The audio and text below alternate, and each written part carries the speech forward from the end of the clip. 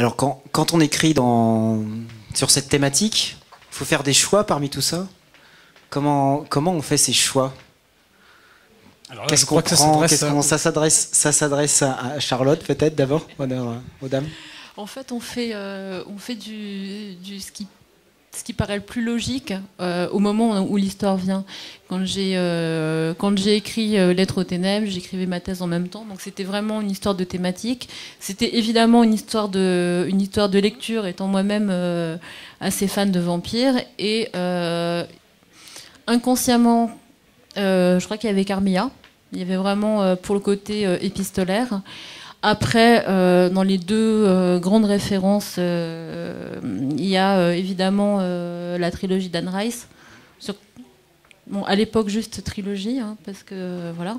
Et puis Le Monde des Ténèbres, qui est un univers de jeu de rôle que j'ai pas mal pratiqué. Donc, notamment pour tout ce qui est, je dirais, ordre vampirique en tant que société secrète, en tant que les vampires qui se cachent parmi les mortels.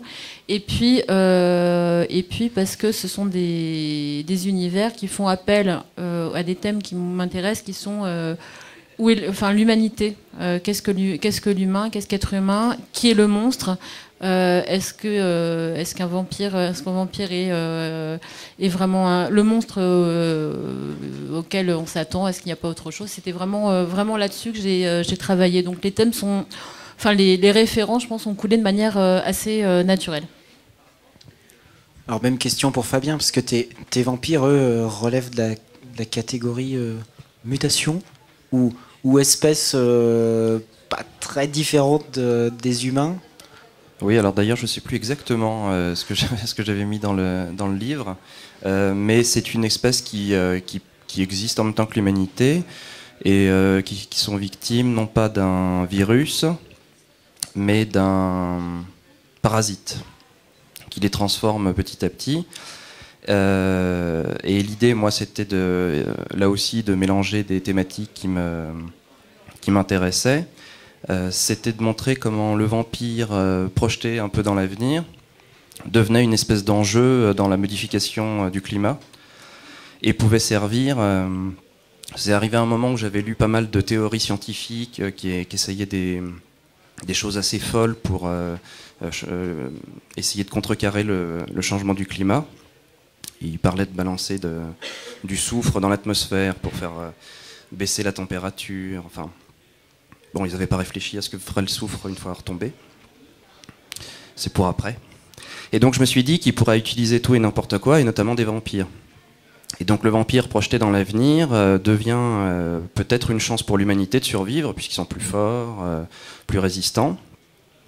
Et en même temps, avec le développement de cette espèce de temps qui se détraque, il y a les églises qui voient, eux, l'arrivée de la fin des temps. Et donc le vampire est un symptôme de cette fin des temps à éliminer.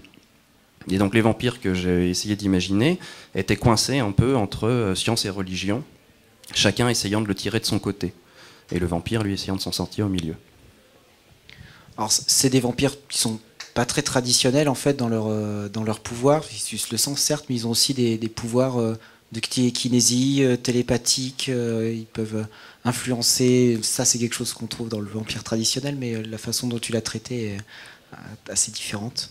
Bah, comme on était un peu dans l'avenir, l'idée c'était de faire un traitement plutôt SF, avec, comme on le disait, des explications pseudo-scientifiques. Hein, ça, j'ai pas l'ambition d'en faire quelque chose de scientifiquement valable.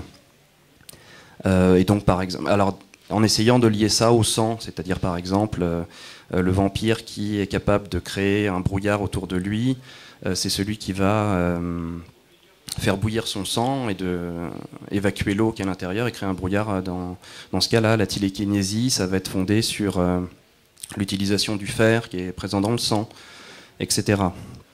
Donc ça, c'était le point de départ. Alors moi, j'ai pas joué autant à Vampire, mais je fais qu'une partie. Mais j'ai quand même le réflexe du rôliste, effectivement, de créer des catégories dans les créatures, parce que c'est vrai que c'est un peu triste de considérer que les vampires, il n'y en a qu'une seule sorte. Il n'y a pas de raison qu'ils soient tous d'accord, il n'y a pas de raison qu'ils soient tous semblables. Et c'est une espèce un peu comme l'humanité, donc il y a vraiment tout et n'importe quoi. Donc j'avais envie d'avoir certaines catégories, et puis c'est plus amusant comme ça.